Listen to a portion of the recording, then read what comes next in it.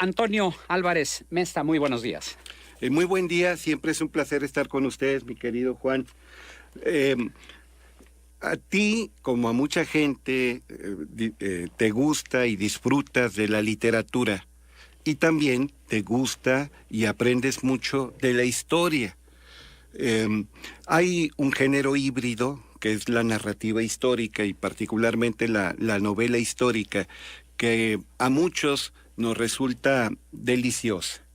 En alguna ocasión tú y yo platicamos aquí de los pasos de López, que es en realidad una recreación literaria basada en el padre de la patria, don Miguel Hidalgo y Costilla, o el Relámpagos de Agosto, que habla de la época del Maximato y de Plutarco Elías Calles, pero hay muchas novelas históricas.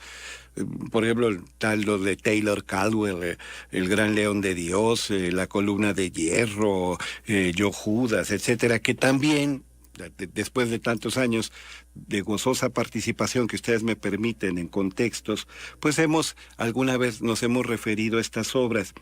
Una querida amiga, muy estimada, la señora Patti Medina, recientemente se comunica con un servidor, la maestra Patti Medina, coordinadora de primaria del Colegio Inglés, y me dice que se estaba deleitando con la lectura de las obras de Graves, Yo Claudio y Claudio el Dios, y me hace una pregunta.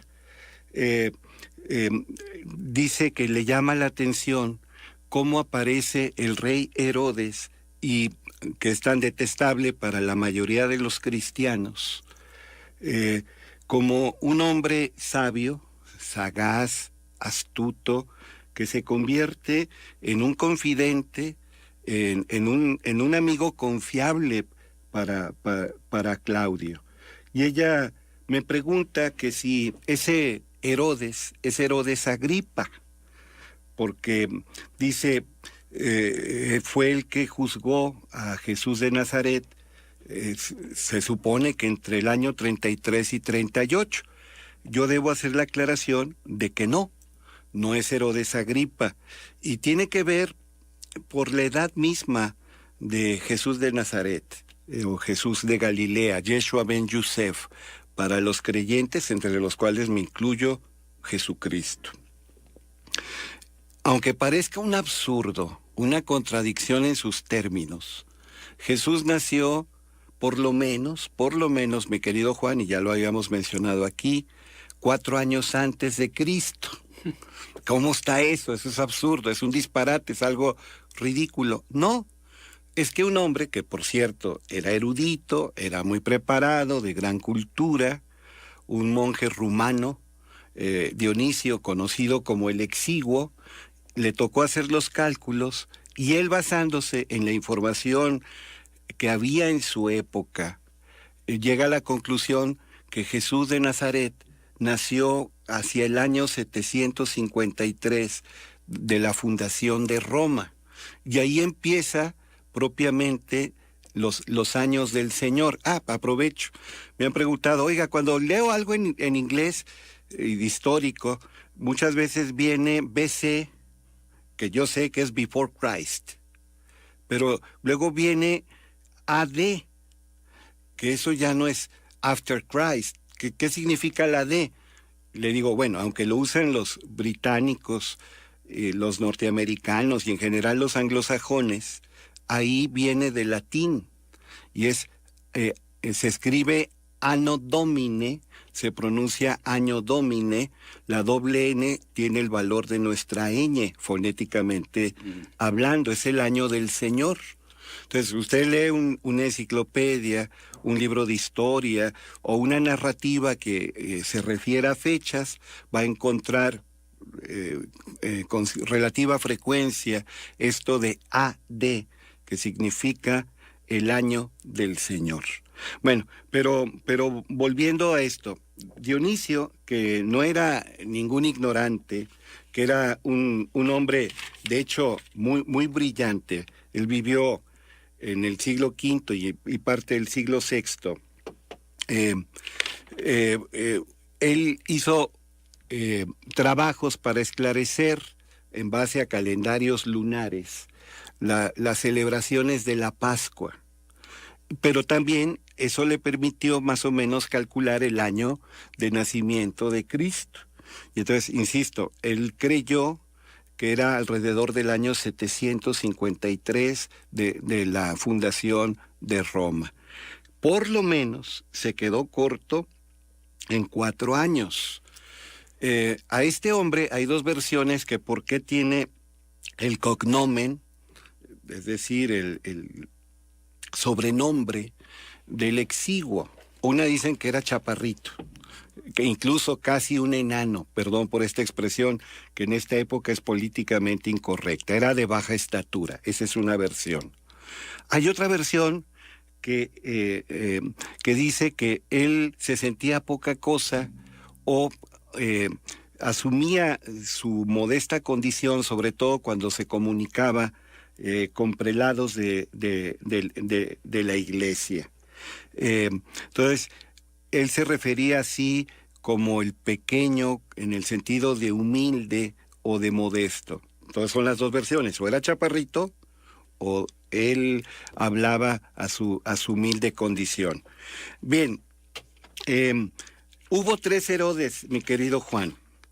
Uno fue Herodes el Grande, aquel que la Biblia, el Evangelio según San Mateo, y también la tradición que la salpimentamos hiperbólicamente, lo pone como el asesino de multitud de niños. Acuérdate, el Día de los Santos Inocentes, que lo hemos convertido en motivo de guasa o de bromas, pues alude supuestamente a un hecho muy trágico, la muerte de una gran cantidad de infantes. Por el profeta Miqueas, los judíos decían que el Mesías nacería en la ciudad en la casa de pan, que es Belén, es lo que significa etimológicamente. Entonces, cuando 3 sabios de Oriente andan buscando al Mesías, que no eran reyes ni estrictamente magos, pero les llamamos los reyes magos y hasta les atribuimos nombres, que son nombres más de tradición, de conseja, de inventiva popular que nombres reales, Melchor, Baltasar y Gaspar. Herodes le pide que cuando ubiquen al niño le informen, porque él mismo quiere ir a presentarle sus respetos al Salvador. Estos hombres no eran magos y tampoco eran majes, y sabiendo que tenía otras intenciones, Herodes, llamado el Grande, no le avisa nada y se retorna a sus lugares de origen por otro lado para no tener que informar al rey Herodes. Que si hubo matanza de centenares de niños o hasta millares, la mayoría de los estudiosos dice que no. Herodes era capaz de eso, pero no hay ninguna fuente confiable, no hay ningún recurso fidedigno que permita concluir de una manera concluyente que Herodes mandó matar a centenares de niños. Se dice, si acaso, que ya es trágico y lamentable y reprobable, mandó matar sería una docena de niños, porque Belén era un caserío insignificante. Tenía mucha resonancia, entre comillas, histórica, pero desde una perspectiva religiosa, por el libro del profeta Miqueas, de que ahí nacería el Mesías. Pero era un caserío insignificante, no había centenares de niños y menores de 2 años, no. Entonces todo indica que es una exageración. Entonces hubo 3 reyes Herodes. Herodes el Grande, que gobernó del año 37 al año 4. Herodes Antipas, que gobernó del año 20 antes de Cristo al año 39 después de Cristo. Bueno, perdón, es el año de su vida, pero él gobernó 19 años. Y Agripa, que es el que menciona mi amiga Patti Medina, que ciertamente fue muy cercano a Claudio y fue cercano a Calígula. Él gobernó nada más 4 años, del año 41 al año 44. Pero entonces es Herodes Antipas al que manda Poncio Pilatos a Cristo. Cuando precisamente dice, no me corresponde, yo no soy autoridad, yo soy del Imperio Romano, que sea uno de su propio país el que lo juzgue, y lo manda con Herodes Antipas. Así es. ¿Es hijo de Herodes el Grande? Él es nieto de Herodes, de Herodes el Grande. Y el tercer Herodes es sobrino de Herodes Antipas. De hecho, hubo una gran rivalidad. Herodes Antipas, aconsejado por su esposa Herodías, que había estado casada con su hermano Herodes Filipo. Es que se llamaban Herodes todos. Sí. Estaba Herodes Arquelao, Herodes Filipo, Herodes Antipas. Toma la mujer, acuérdate, Herodías, de su hermano, y el profeta Juan el Bautista, el profeta más grande que ha existido, en palabras de Cristo, el nacido de mujer más grande que ha existido, según palabras del mismo Cristo, le reprocha a Juan el Bautista, a este Herodes, haber cometido un incesto y un pecado abominable al tomar como mujer a quien fue la cónyuge de su propio hermano. Y de todos esos Herodes, ¿cuál es el de la ley de Herodes? Sí, bueno, obviamente este es un juego de palabras y tiene que ver con la rima, con el sonido. Claro. La ley de Herodes o te amuelas o te perjudicas.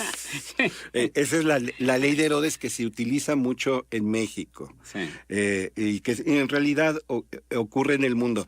Pero fíjate, pues qué bueno que nuestra amiga Pati Medina y mucha gente esté otra vez releyendo, porque ya la había releído Yo Claudio, y también Claudio el Dios.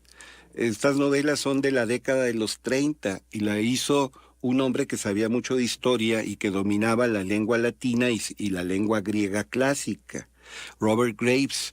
De hecho, él dice que después de leer un libro que yo mucho recomiendo, La vida de los Césares, que son los 12 primeros Césares, Suetonio tuvo un sueño, y en ese sueño Claudio le pedía que escribiera la verdadera historia, porque tanto Suetonio como Tácito presentan a Claudio como un incompetente, como un discapacitado intelectual, como un hombre totalmente manipulado por las mujeres importantes de su vida, su abuela Livia, su esposa Mesalina, otra esposa que luego tuvo, llamada Agripina.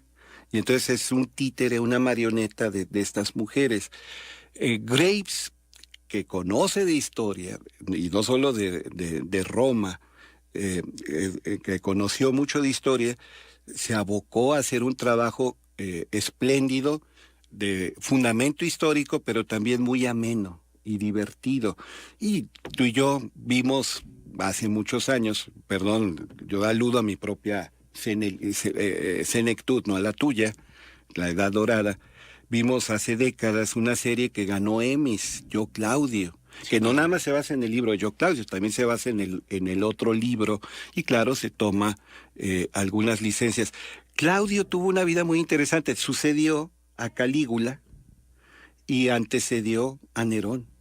Imagínate, Calígula, un hombre depravado, degenerado, que nombró a su caballo Incitatus cónsul, y que él exigía para sí, para Calígula, ser en vida honrado como Dios, y que pedía que al caballo también le rindieran homenajes, y le llevaba mujeres, no yeguas, mujeres al caballo, y el caballo comía alimentos de humanos y dormía en un lecho propio para humanos.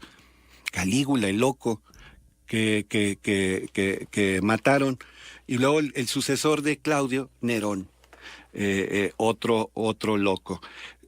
Nerón sabemos que tuvo como preceptor nada menos que a Séneca, pero Claudio tuvo también como preceptor a un gran maestro, historiador y filósofo, Tito Livio. ¿Y Agripina, la de Claudio, fue la misma Agripina de Nerón o no? Sí. Es que ella maniobra para que Germánico, el hijo biológico, consanguíneo y de amor de Claudio, sea relegado y se quede con el poder el hijo de ella, que es Nerón. Yeah.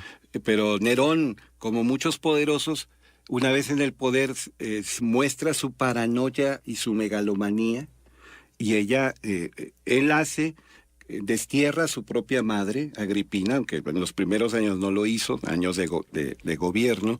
Después pide que la maten, y él obliga, Nerón, a que se suicide el gran Séneca. Entonces, el poder trastorna, claro. El poder corrompe, como decía Lord Acton, un profesor británico de historia. El poder corrompe y el poder absoluto corrompe absolutamente. Así es. Muy bien, Toño, ¿algún punto de contacto? Antonio Álvarez Mesta, @